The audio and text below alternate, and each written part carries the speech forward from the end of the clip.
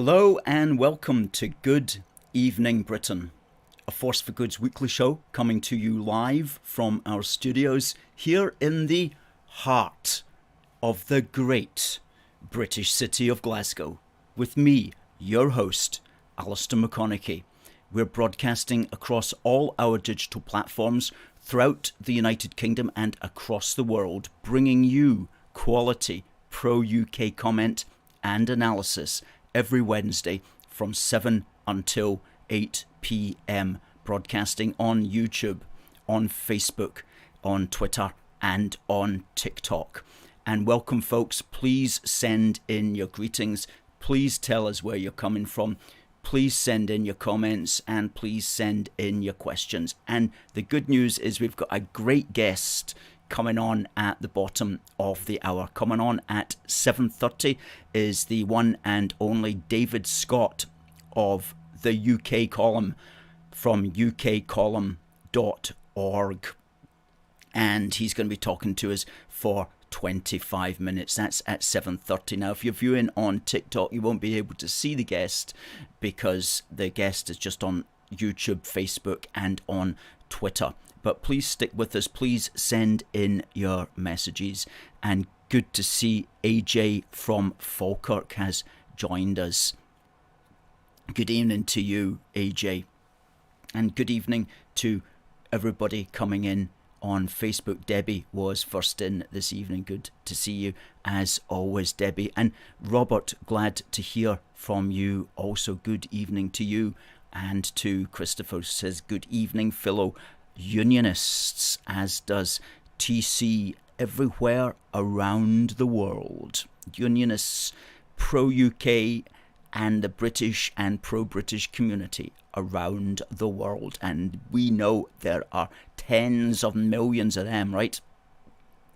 Kat, good to see you this evening. And to Derek and to Harvey, says hello from the West Midlands, as does D. Stanners. Good to have you back. And to Alan and to Frankie, hello to you guys. And Paul Garnier says good evening from France. And Kenny says good evening from EK, which is East Kilbride for those of us in the know. So, great guest this evening, David Scott from the one and only UK column. He's definitely worth listening to. We're going to talk to him tonight about his thoughts on GBNews, his thoughts on Mark Steyn, his thoughts on Mark Steyn no longer speaking for GBNews, and the importance thereby of independent media, such as his organisation UK column, and also organisations like A Force for Good, bringing you quality pro-UK comment and analysis, and thankfully beholden to no one other than, of course, the lords of big tech, who can zap us all at a button. And that's why it's so important to stay in touch with us and sign up, as that scroller going along the bottom of the screen says. Go to aforceforgood.uk/sign-up and give us your name and email so that we'll always be in touch with you, regardless of what the titans of big tech try to do or try to censor us in whatever way. We'll have a direct way of contacting you. That's why the sign up button there is so important. Please, folks, take advantage of it if you haven't already. Nice to hear from Becky from a wet and windy Dundee. Well, Dundee was in the news today because Hamza Yousafs and his wife have dropped a case that they had against the local nursery, and this has been going on for about 2 years. They applied to have their child there and they got turned down, so wrongly suspecting there was some kind of discrimination involved. What they then did, can you believe this, is they made several false applications under quote-unquote Scottish sounding names to see if those sorts of children would be accepted. And I don't know what they imagine a Scottish sounding name is. Perhaps something like, I don't know, Jock McTavish or Hamish McScotland or even Alistair McConnachie. I don't know if they used that name. Wouldn't surprise me if they did. However, I don't know what exactly was the upshot of their little trick experimentation, but they were going to sue the nursery for anti-Yousafism. Anti-Yousafism. That's what they were going to sue the nursery for. But they've dropped the case, thankfully, and the person behind the nursery had a quote that's worth reading out again, if only just to stick it to the Yousafs. And this person said, quote, "Despite this vindication, it has been deeply upsetting to have spent almost 18 months and tens of thousands of pounds defending our small nursery against their false claims.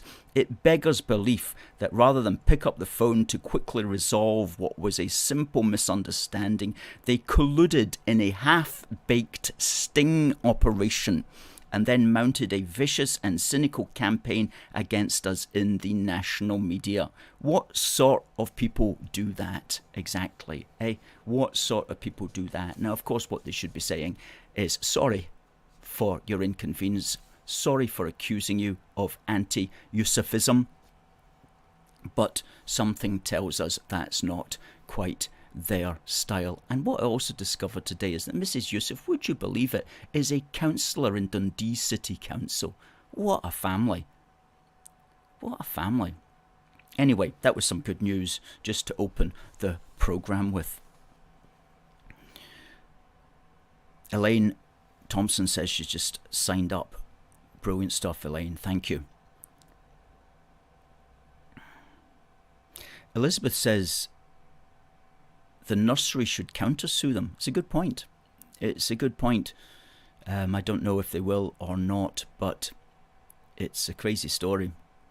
Christopher says, the endless comedy that is Humza and the SNP. Think there is a communications offence too in there somewhere. Yeah, a good point. Masquerading as a child that you're not.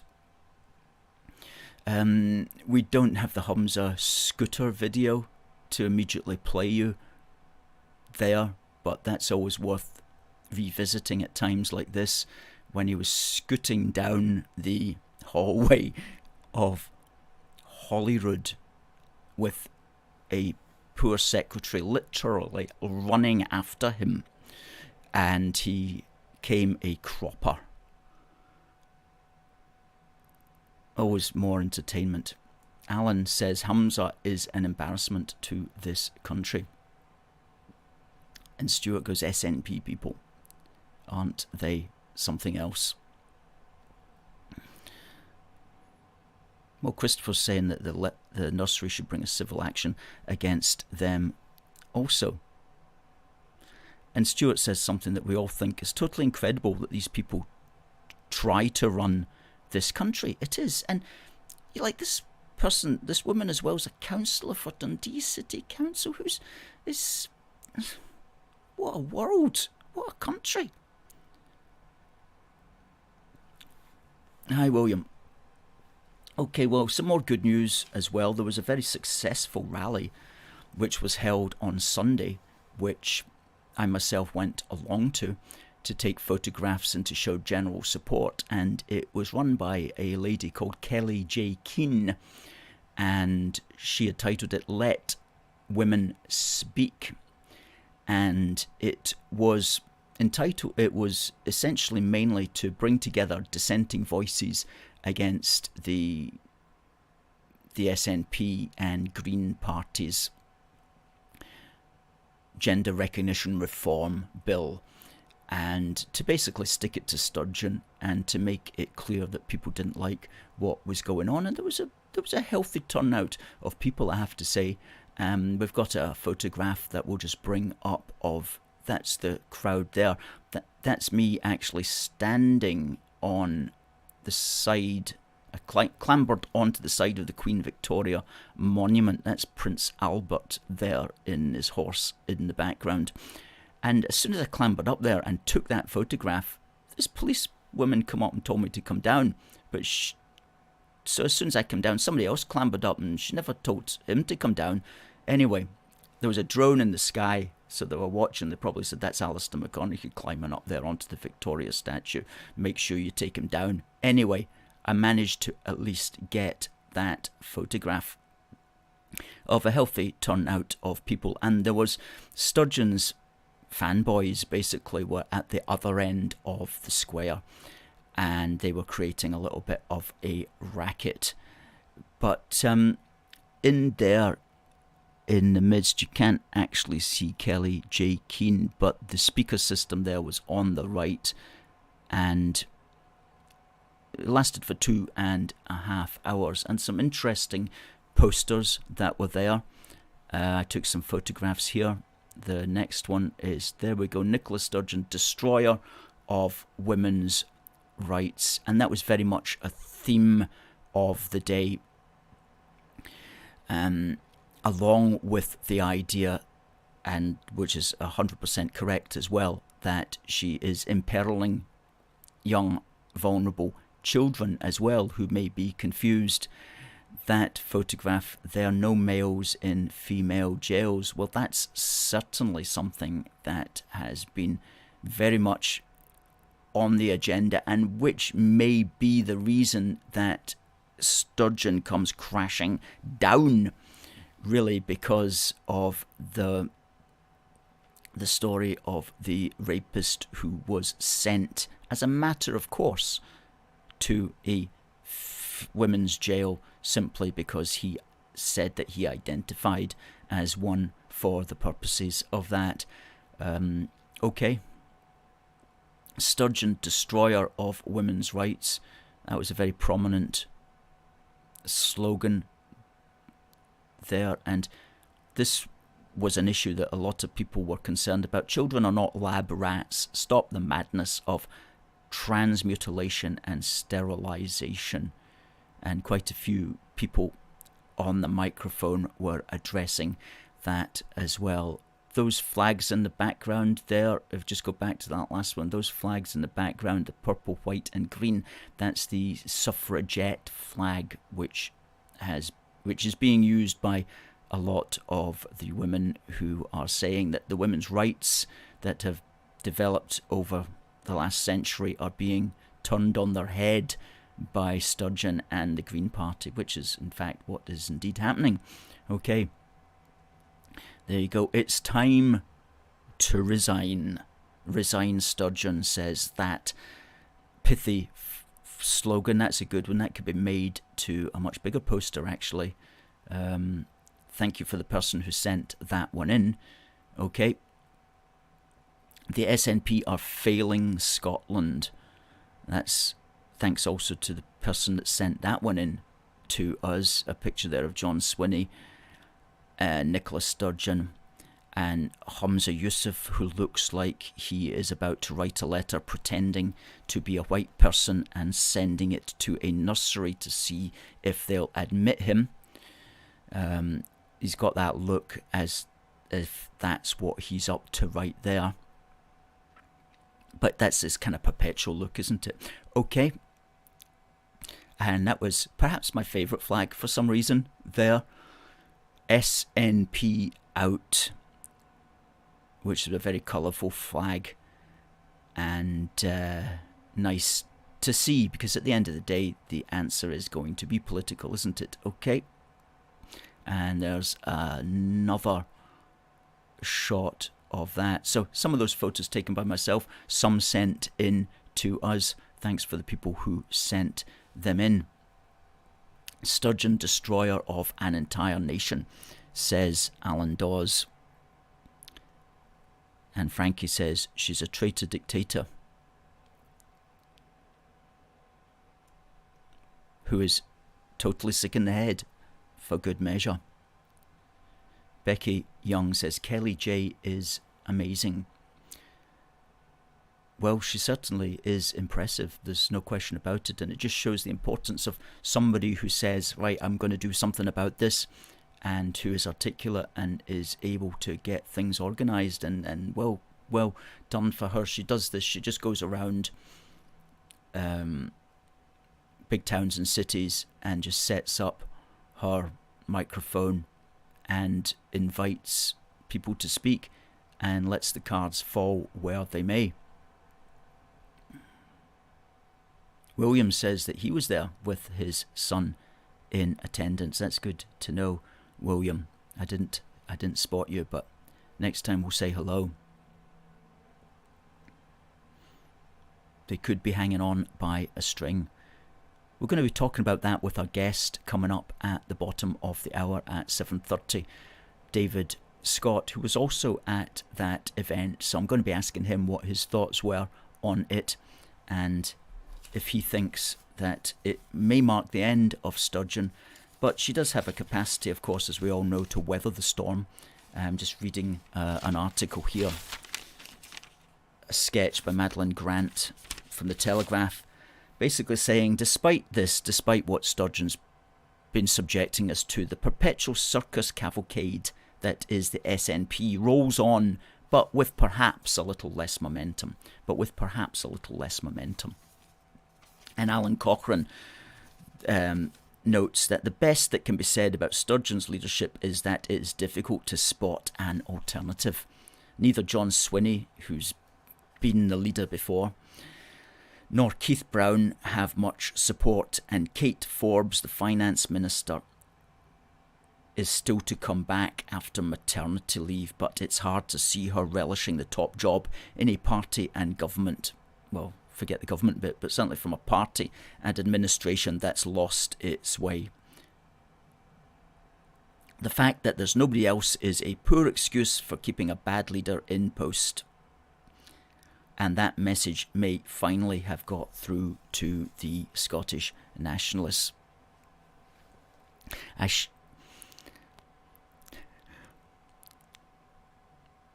One or two comments there coming in from TikTok. Somebody says that I look like Glenn Michael.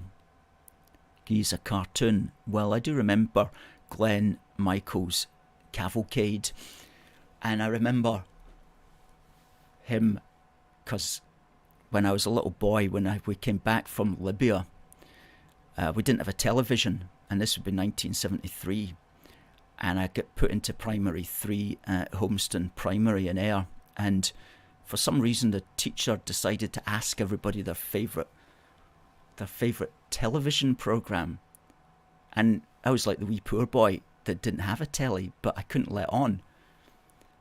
And so it started at the back of the class, and people were saying Glenn Michael's, what they were saying was Glenn Michael's cavalcade. Right? What on earth is that when you're like a wee 9-year-old or 8-year-old boy? Glenn Michael's cavalcade? And I couldn't pick it up. And I'm thinking it's Glenn something. So it came round to me. Everybody's favourite programme was Glenn Michael's cavalcade. And it comes to me, Alistair, what's your favourite programme? And I goes, Glenn Mitchell's Cattle Cave. And the whole class burst out laughing at me. Whole class. And the teacher goes, Alistair, it's Glenn Michael's cavalcade. I was like, yes. Oh, I'm still living that down all these years later. Anyway, so I never watched Glenn Mitchell's Cattle Cave as a consequence of that ever. But that's whenever you see that name, that's what I'm reminded of. Anyway, chap there says, hello from Ulster. Hello back. MC says, good old Glenn. I'm sure he was a famous Scottish personality, perhaps the only Scottish television personality of that decade.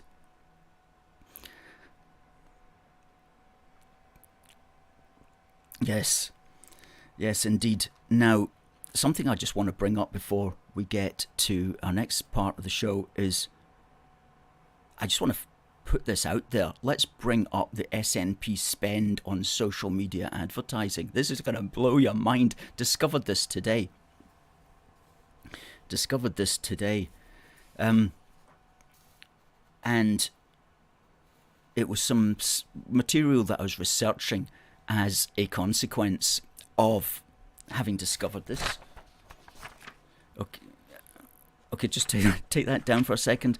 Having discovered this, SNP criticised for 630,000 propaganda website. Okay, this appeared on the 1st of February in the Daily Telegraph, and I've literally never heard anything about this, and I researched it on the internet. I couldn't find anything at all. This is the only place where it appears. They spent £630,000 on a website which has got probably less readers in it than anything else. But put up that thing again.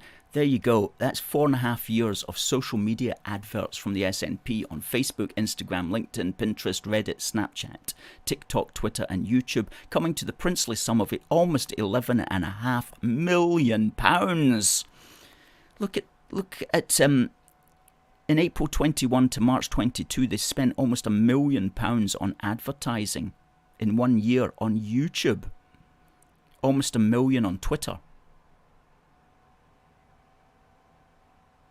Almost 2.5 million on Facebook in April 21 to 22. Unbelievable. These are incredible sums. And I know what they'll say is they'll justify it and they'll say, oh, that's Scottish government messaging to keep people in the loop on whatever. Yeah, but as we know, there's a very fine line between Scottish government so-called messaging and adverts for Nicola Sturgeon and the SNP. Goodness me, these government so-called messages are almost always delivered by Nicola Sturgeon or some SNP twerp. So, and that's taxpayer money, by the way. That's not the party's money, that's taxpayer money. Almost 11.5 million in that 4.5 year period on all of these channels. Okay. Can you imagine? You imagine what we could do with 11.5 million advertising A Force for Good, our books, our stuff? 11.5 million to advertise a wee book for the Union. Now that's what I'm talking about. That would be good. That would be money very well spent. Okay, before our guest at the bottom of the hour, I'm going to talk about On This Day in British history, because it's a very notable day in Scottish and British history. And if I said to you, in my end is my beginning, do you know who said those immortal words, in the end is my beginning? It was not Mel Gibson in Braveheart. It was actually a real person. It was Mary, Queen of Scots, who on this day, 8th of February in 1587, unfortunately got her head chopped off as a consequence of Elizabeth I finally getting rid of her troublesome cousin. And she got her head cut off at Fotheringay Castle, which is just outside Oundle in Northamptonshire. And she was born in Linlithgow Palace, and she was brought up in France in order to avoid what was called the rough wooing, which was an attempt by Henry VIII to force a marriage between her and his son Edward.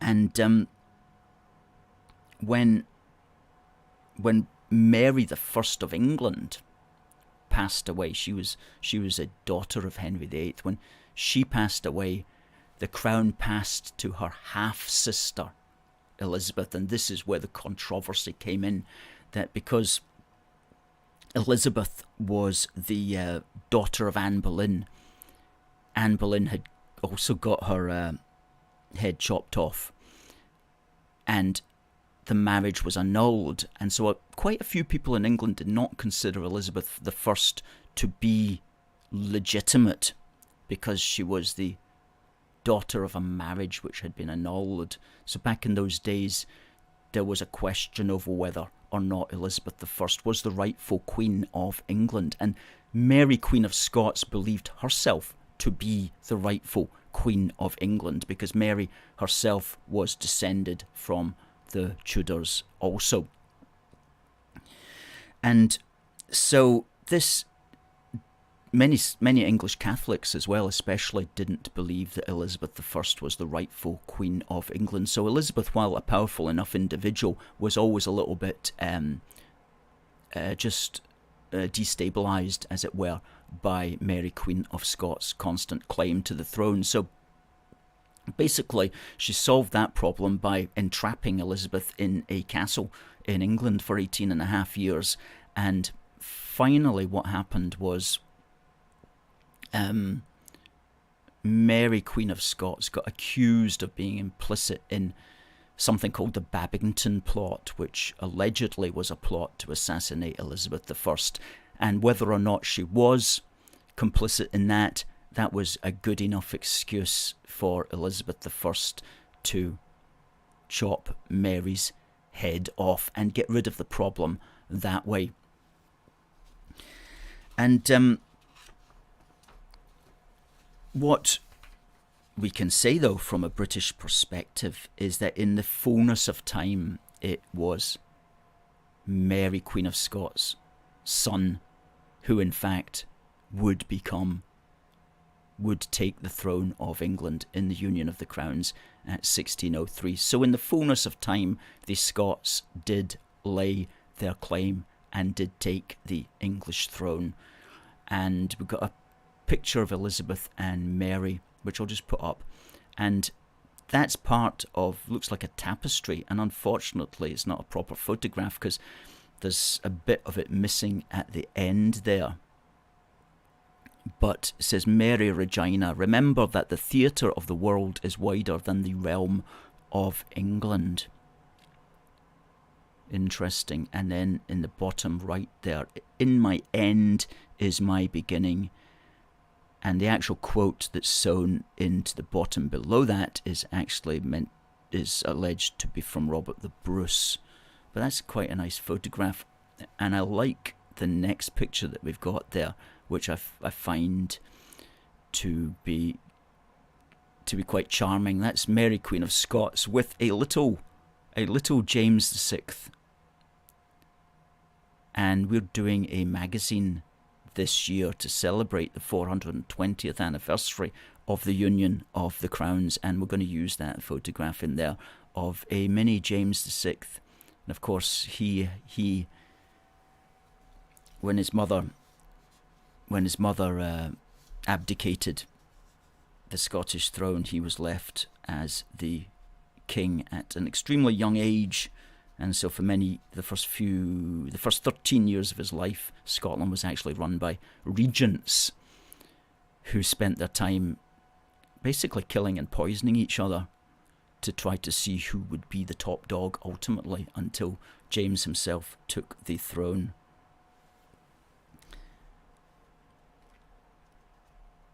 Okay. So I've been spending a couple of weeks just researching that period in greater depth, and one of the things that really comes out strongly is the extent to which, when James took the throne, the whole question of the word Britain actually became a big issue, because while he then became the king of both realms and called himself King of Great Britain, he also wanted a political union, and one of the things for that would be to change the name of England and Scotland and just simply call it Britain. And this was actually a big debate, and I've got here Francis Bacon actually looked at the pros and cons of that, and actually addressed the House of Commons on this very question. And this is like back in 1604, okay? So the idea was really coming into vogue of this new political construct that nobody's ever been thinking about, called Britain. And we published a new article yesterday called A Plan for Amity and Equity, which was a document related to another scholar of 1604 who had been advocating the same thing. And you'll find the link to that up in the thread.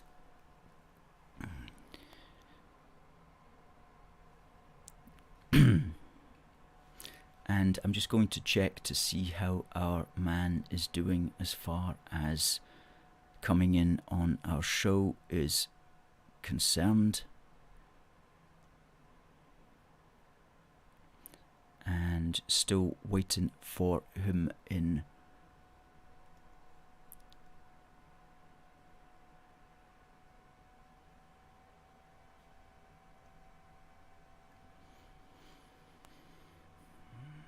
Okay, well, you're just going to keep speaking until he comes in. very grateful to a reader of our Facebook site who sent me the following information last week as well, saying that back in April 1567, so that would be 6 years before the Union of the Crowns, and indeed while Mary was still imprisoned, she signed herself off as Mary Regina, by the grace of God, Queen of Great Britain, France and Ireland, and protector of the faith. Gives greetings to all good men throughout her land, both clergy and laity. So again, the thing here is the Scottish Queen wanting to become Queen of Great Britain, and indeed seeing herself as such. And that's an important point that we'll bring out in our magazine, which we're going to publish in March, the extent to which Mary Queen of Scots was, again, looking to claim the throne of all of the British Isles. People can easily sometimes be forgotten in the history. So, our question for the evening, continuing the royal theme, the winner will get this fridge magnet, which is God Save the King, Charles III. And I'm going to ask a question. Please do send in your answer to contact@aforceforgood.uk. And you know what? We're also going to throw in proud to be British.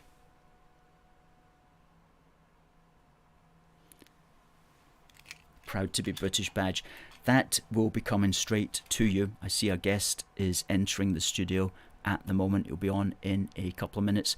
Those will be coming straight to the first person who can send an email to contact@aforceforgood.uk and tell us who tragically got their head cut off on this day back in 1587.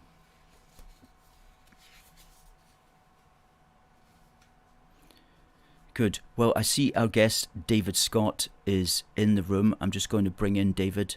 Great to have him. Folks, please send in any questions that you've got for David from the UK column.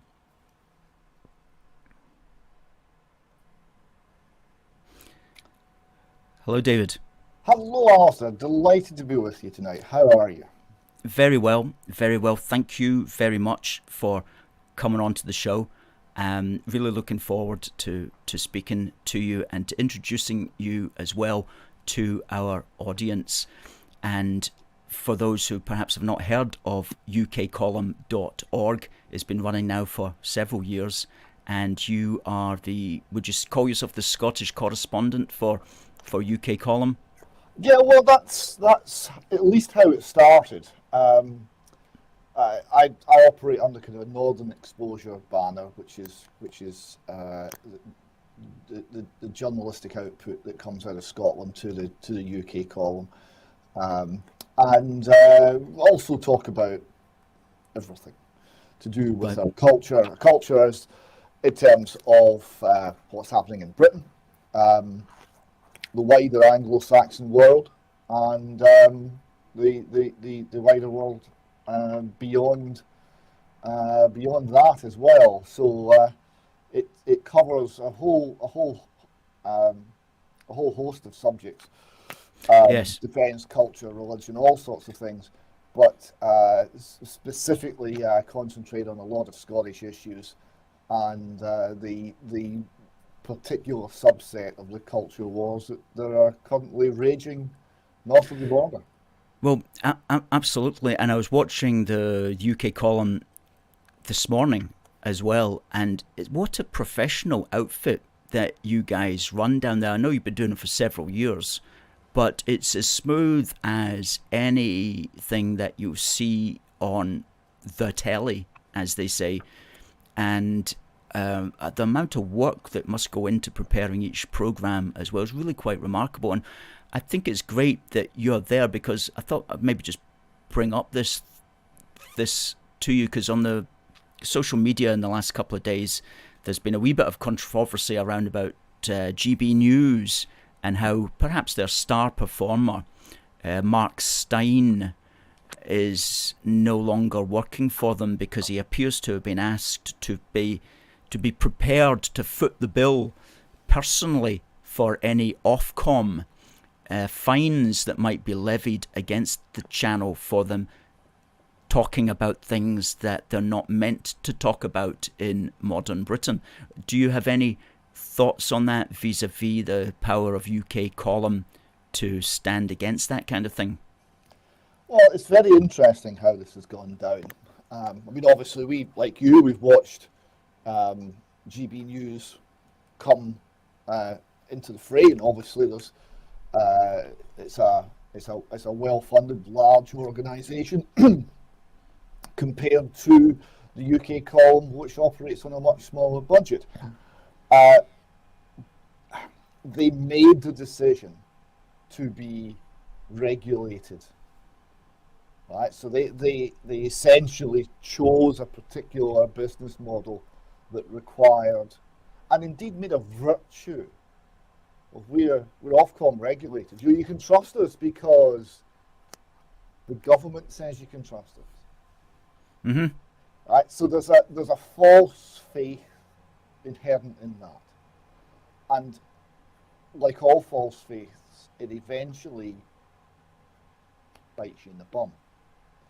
So here you got Mark Stein, and Mark Stein's been outstanding in that he's talked more than anyone else in GBNews about vaccine injury. And there are certain things you can't talk about. We've got banned, UK column got thrown off of YouTube. Just 1,000 short of 100,000 subscribers. We're just about to get the little plaque for the wall. And at that point, YouTube was quite important to us. Yes. And we were thrown off. We were thrown off for talking about vaccine injury. And it was quite an interesting series of events, because a woman came to us with her story, which was entirely genuine and entirely accurate and had no guile in it at all. It was her story, and of how her husband had been vaccinated, and then via Guillain-Barré syndrome had become paralysed, hospitalised, and the battle she had to get it recognised, to get it appropriately treated, and then recognised as vaccine damage. And obviously the crisis this brought to her and her family and her husband, and the horrible situation it placed them in. Uh-huh. And it was an important story, but it wasn't a story you were allowed to tell. So we told it. We got an audio interview. Brian Gerrish did an audio interview with the lady, and we put this out, and nothing happened. We put it out, everything was fine.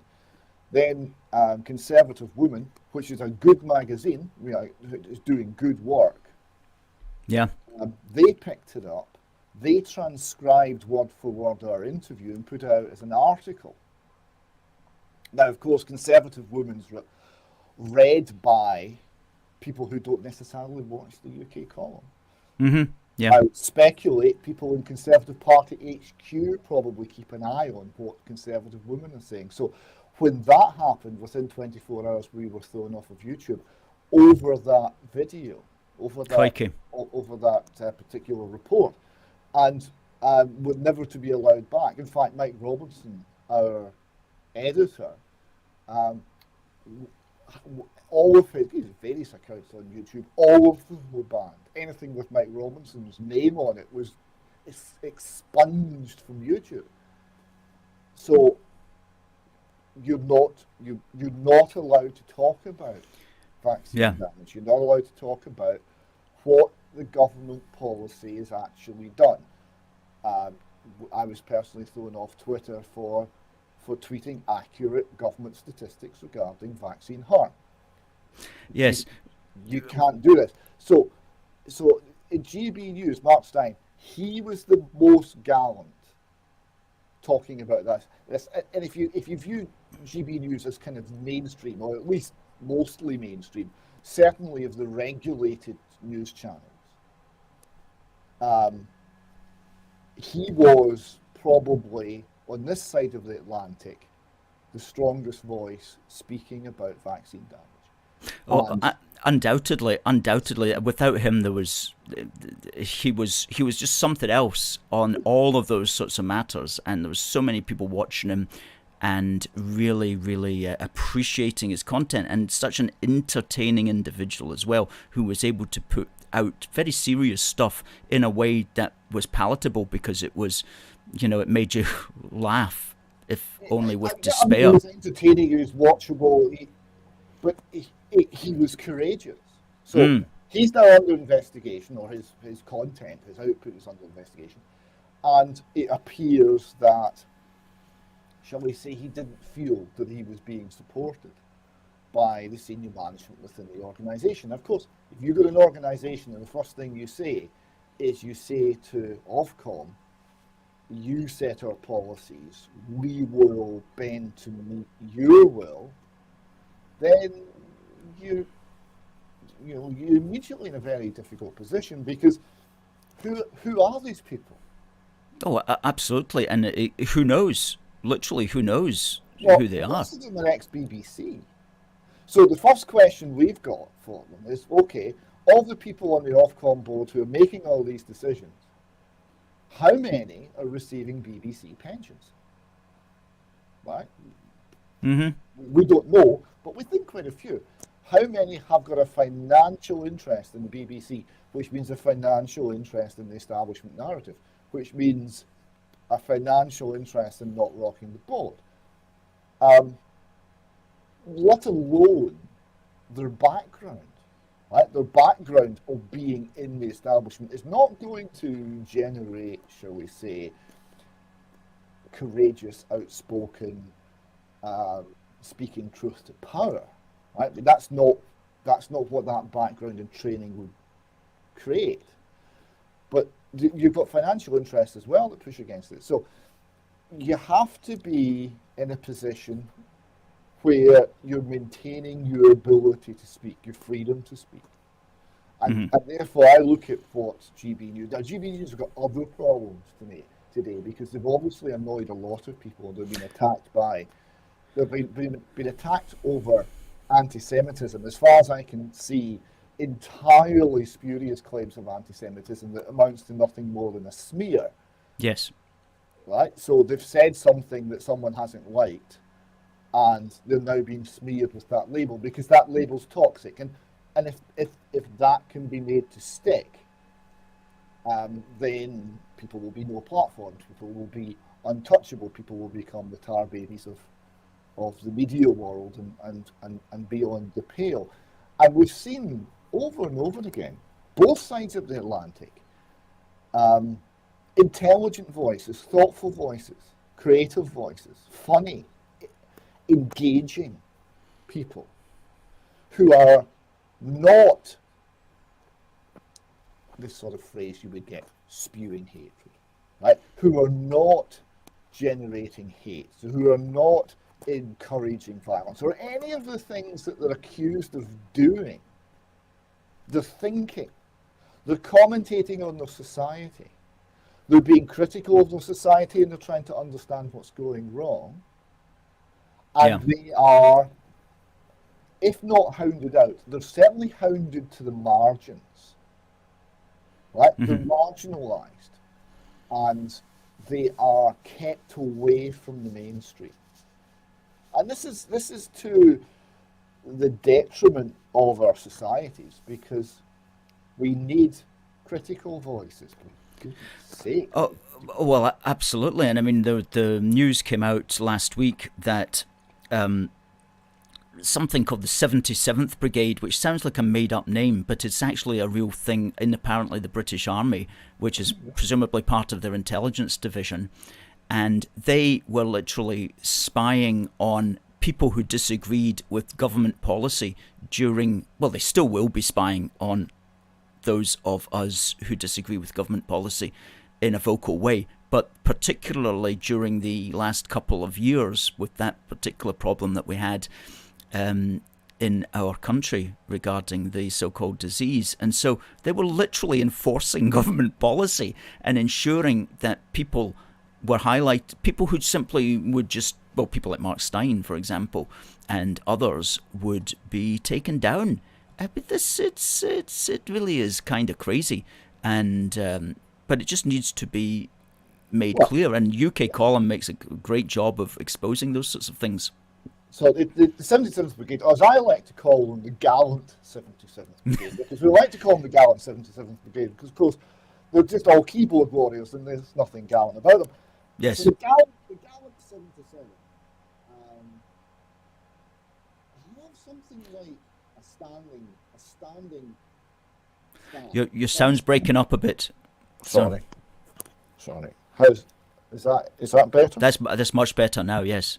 Sorry, it's the way I've not. Hang on, I'll just adjust something here. The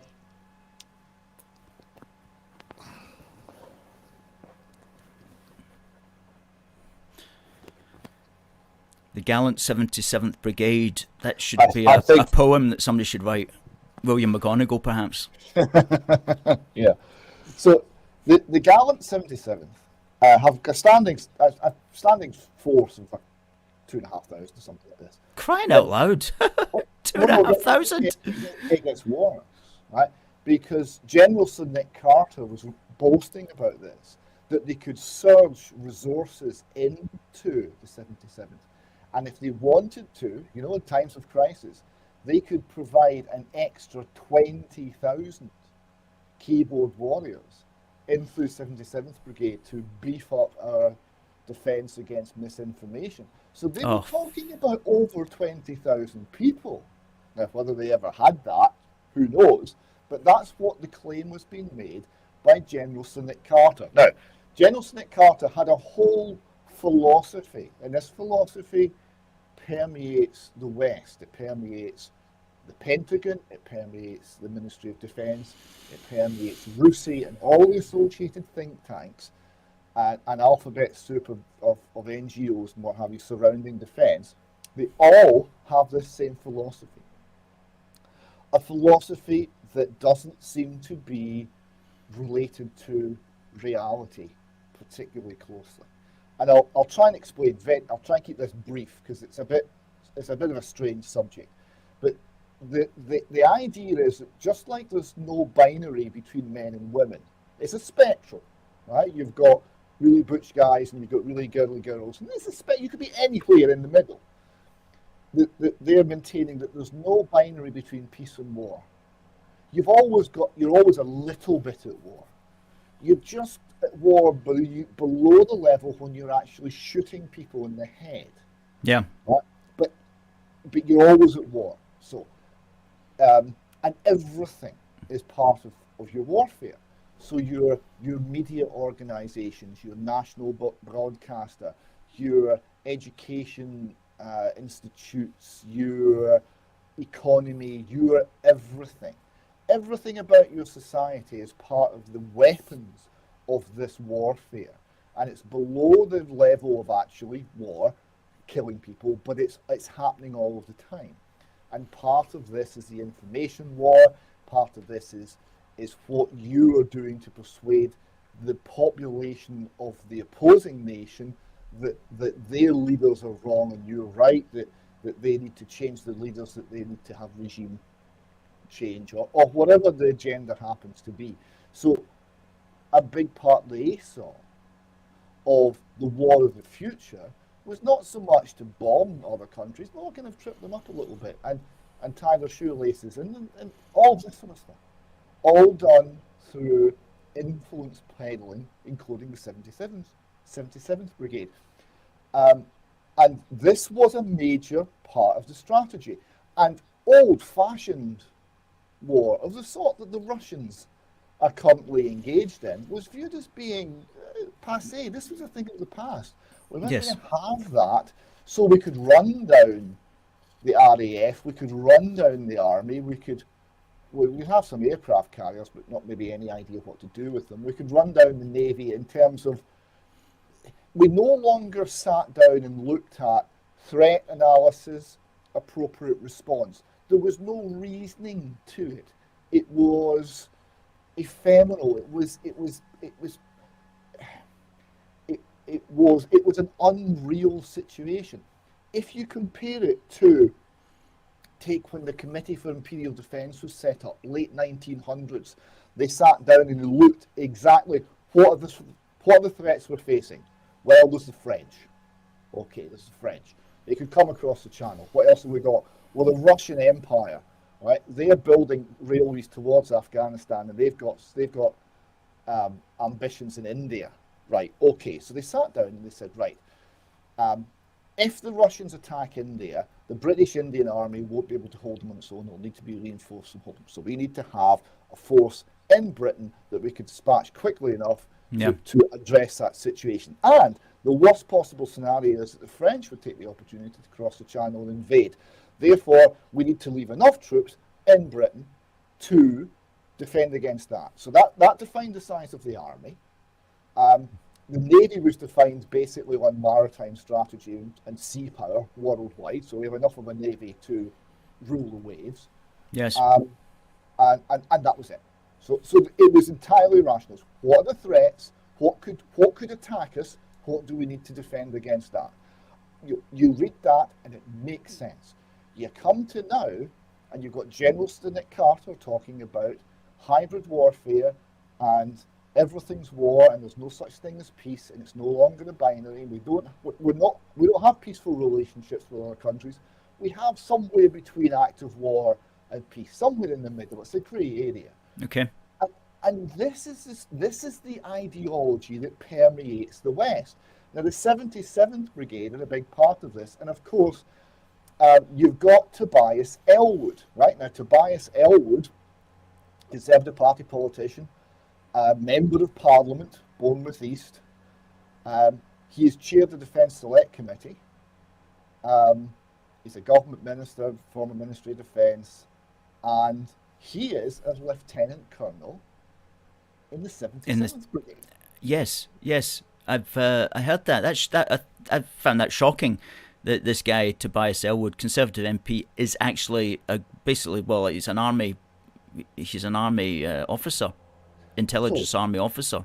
So he's in the 77th Brigade, and what did he do? He goes on BBC and he does an interview, and he says, basically, I paraphrase but only slightly, we're already having a proxy war with Russia. We should embrace this, right? We're fighting a proxy war. Let's not deny it. Let's get stuck in. Let's get wellied in. Now, what we need to do is we need more munitions. So we should build an enormous artillery shell manufacturing facility in eastern Poland so that we can ship shells across the border into Ukraine and fire at the Russians. That's what he said. Crikey. On air. Now, if you're Russian and you're listening to this is just a sliver away from a declaration of war.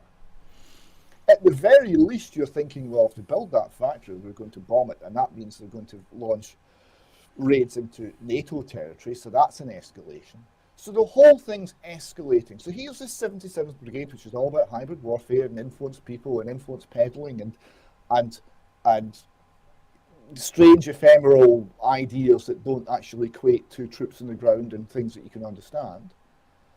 Generating on the BBC a narrative that will promote Russian counter-strike or Russian anticipatory strikes against Britain and against the West. He is going on and via his propaganda is beating the drums for World War III. Now, can you explain how that is in any way to the advantage of Great Britain? Well, no, I can't explain that. But of course, he's also ensuring through the 77th Brigade that point of view dominates. And anybody who doesn't agree with that point of view is going to be shadow banned on the internet, or is going, in fact, to be suspended or banned off their platforms, which is what we've been seeing in the past couple of years. Yeah. Well, there's the banning and the whole no platforming agenda, yeah.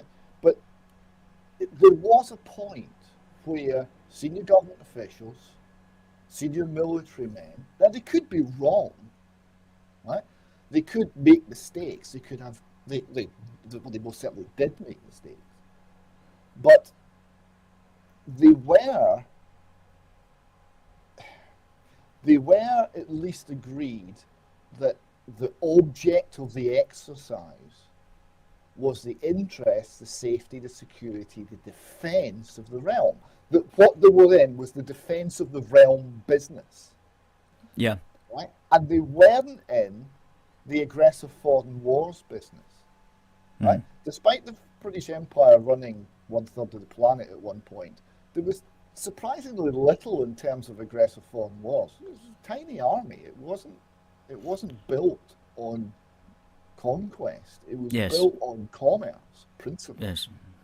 And so you had a situation where, for the most part, it was avoid major entanglements with other major powers, particularly European and Russian ones, and try and keep everything reasonably stable, and be in a position where, if things go horribly badly wrong, we can survive it, which they did during the time of Napoleon, for example, right? Even when the whole of the continent was basically barricaded against Britain, and we were at one point on our own. And the view was, well, okay, we've got the Navy, and on our own it is. So there was always an understanding that we've got this special part of the world called Britain. It's an island and it's defensible because it's an island.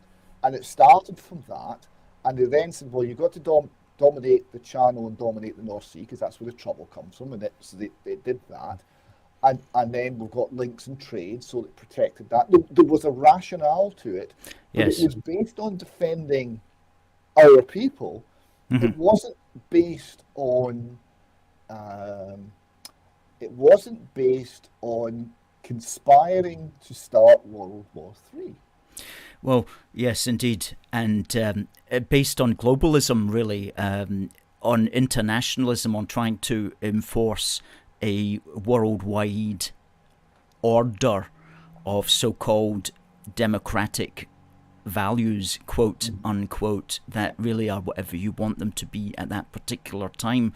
And there is that sense in which Britain almost feels like we've been pulled into somebody else's service in order to enforce this globalist agenda, which we see playing out day to day. But without wanting to go into that any further, I see it's coming up for the top of the hour. So this has gone very quickly, actually, that half hour with you, David. I just want to say thank you. For more on this sort of geostrategic, geopolitical analysis, I do urge viewers to check out ukcolumn.org and their Facebook page, which is simply facebook.com/UK column, as is their twitter.com/UK column.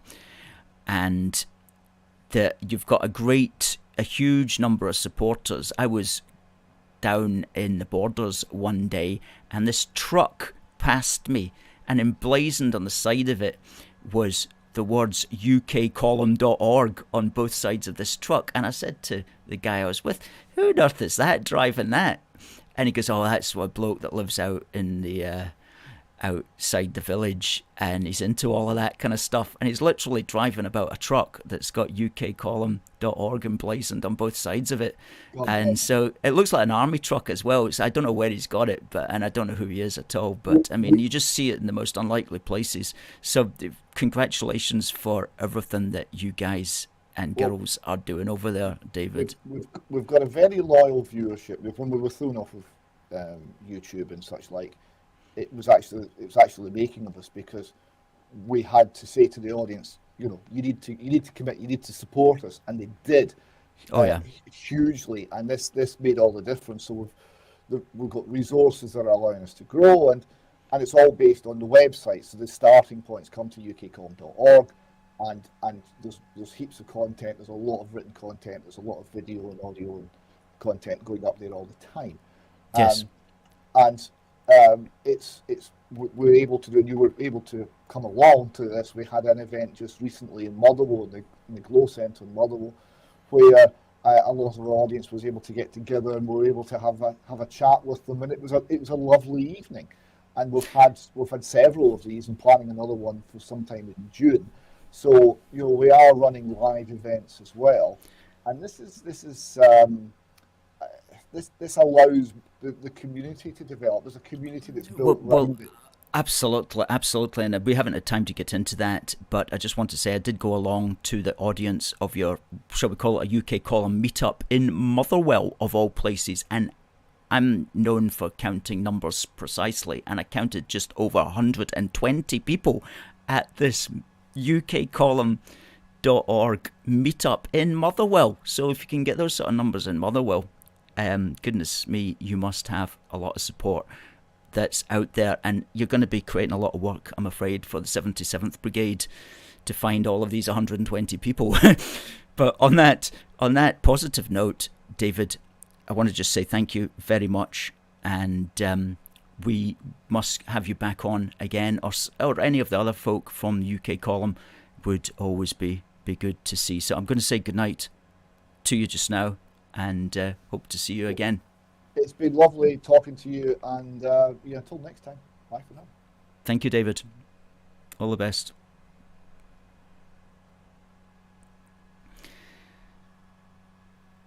Great stuff, David Scott from the UK column. Now, Catherine says, thanks, David, as does Becky. As does Alan, and Stuart says, very thought-provoking stuff. Ryan says, your perspective is greatly appreciated, David. And Christopher says, thank you for such great content. As does Kenny, says, cheers, guys. Now, I notice we have a winner. I asked the question on this day in British history on the 8th of February, back in 1587, what famous Scottish and British character was unfortunately executed? And the answer was, of course, Mary, Queen of Scots. And the winner is Chris Glenn. Congratulations to Chris Glenn, who will be getting this fridge magnet and a proud to be British badge on the way. And folks, the shop is always there, and our wee book for the Union is a must. So please do partake of this. Every home in the country should have one. If you want to annoy the 77th Brigade, please do get a copy of a wee book for the Union, and please do sign up to us at forceforgood.uk/sign-up, and you'll get our email every fortnight. Now, for those who are watching on TikTok, you wouldn't have seen the interview, of course, as I mentioned at the start of the program, because the interview is only really here on Facebook and on YouTube and on Twitter. So while it looked like I was sitting doing nothing, I was in fact listening to the person who was on the other screens. And Tom says, God save the King. Totally agree with that. Talking about God save the King, the new stamps have been revealed today, which will have King Charles's face on them, and that's what they're going to look like. That's what the stamp will look like, and they're going to be available on the 4th of April ongoing. Good stuff. Okay. Ian Laurie says, what's your thoughts on Boris chucking Northern Ireland under the bus? Well, of course, as British Unionists, we find that appalling. And Northern Ireland says, check out the new mural of the royal family. It's outstanding.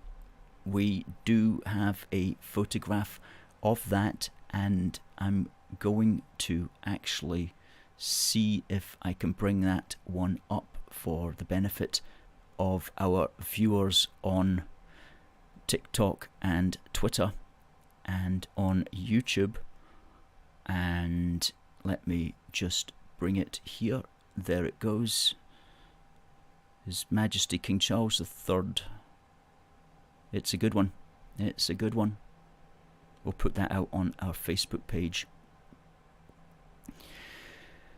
Okay, so folks, it just remains for me to say thanks for all the comments that you've sent in. Thanks for all the viewers, especially a big thanks to David Scott of ukcolumn.org for being our guest this evening. We will be back next week at 7 o'clock across all our digital platforms throughout the United Kingdom and across the world. We'll be bringing you quality pro-UK comments. So it just remains for me to say God bless the United Kingdom and God save the King. See you next week.